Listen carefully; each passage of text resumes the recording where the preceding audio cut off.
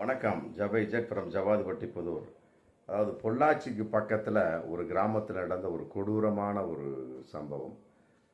அதாவது ஒடிசாவிலேருந்து பஞ்சம் பொழைக்க நம்ம தமிழகத்துக்கு வந்திருக்கிறாங்க ஒரு குடும்பம். அவங்களுக்கு ஒரு பெண் குழந்தை. ஆமாம், ஒரு 15 வயசில் அந்த பொண்ணு அங்கே பக்கத்துலேயே 10வது படிக்க வச்சுட்ருக்குறாங்க. அவங்க கூலி வேலை. ஒடிசாவிலேருந்து பஞ்சம் பொழைக்க வந்தவங்க தானே. ஒடிசா மாநிலத்தில் அந்த புருஷன் பொண்டாட்டி ஒரு பெண் குழந்தை. அந்த பொண்ணு 10வது படிச்சுட்டு இருக்க சமயத்தில் திடீர்னு ஒரு நாள் வயிற்று வலி அப்படின்னு சொல்லிட்டு அம்மாட்ட சொன்ன உடனே போய் டாக்டர்கிட்ட காமிச்சிருக்கிறாங்க. அவர் ஏதோ 2 இன்ஜெக்ஷனை போட்டு விட்டார், முடிஞ்சு போச்சு. அப்புறம் பொழுதுனைக்கு வயிற்று வலி அப்படிங்கிறப்ப இந்த அம்மா என்ன பண்ணியிருக்காங்க, ரொம்ப சந்தேகப்பட்டு பொள்ளாச்சி பக்கத்தில் இருக்க கிராமத்தில் இருக்கக்கூடிய ஜிஹெச்சுக்கு கூட்டிகிட்டு போய் ஃபுல்லாக செக்கப் பண்ணக்கூடிய சமயத்தில் டாக்டரு ரொம்ப ஆச்சரியப்பட்டாங்க, ரொம்ப அதிர்ச்சி அடைஞ்சிட்டாங்க. அவங்க என்ன அப்படின்னு கேட்டால், 15 வயசு 10வது படிக்குது, பாலியல் வன்கொடுமை பாலியல் சீண்டன் நடந்திருக்கு அப்படின்னு போட்டு என்ன பண்ணிட்டாங்க, டக்குன்னு போலீஸுக்கு அவங்க கம்ப்ளைண்ட் பண்ணிட்டாங்க. ஏன்னா அது விடமாட்டாங்க.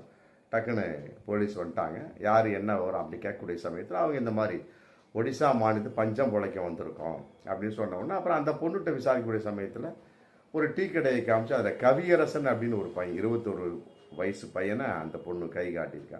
இந்த மாதிரி அந்த அங்கிள் தான் கூட்டிகிட்டு போவாங்க. கூட்டிகிட்டு போய் அடிக்கடி எனக்கு சில பாலியல் வன்புறம். அந்த பொண்ணுக்கு என்னன்னே தெரியல, 15 வயசு பொண்ணு தானே, என்னன்னு தெரியல. இவன் கவியரசனுங்கிறவன் நிறைய பூந்து விளையாண்டுருக்கிறான். அந்த வகையில் வயிற்று வலி. அப்போ இப்போ போலீஸார் தீவிரமாக விசாரித்து அந்த பையனை விசாரிச்சுட்டு சமயத்தில் அந்த பொண்ணு மீண்டும் ஒரு தகவல் சொல்லியிருக்கு. என்ன அப்படின்னா, இதை வைத்து அப்பொண்ணு விளையாண்டுருக்கான்.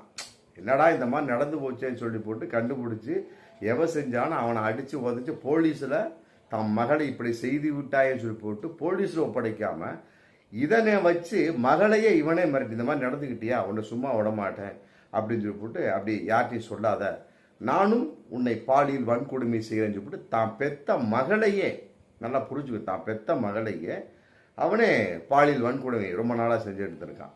கவியரசனும் செய்ய, இந்த அப்பனும் செய்ய, அந்த பொண்ணு என்ன தாங்க வயிற்று வலி. இதான் நடந்த ஒரு மிகப்பெரிய கொடூரமான ஒரு சம்பவம். இன்னைக்கு 2 பேருமே தூக்கி உள்ளே போட்டாங்க. பாருங்க, அப்போ செய்கிற ஒரு கூத்து அப்படிங்கிறதெல்லாம் விட எப்படியெல்லாம் ஒரு ஒரு சம்பவம் நடக்குது பாருங்க.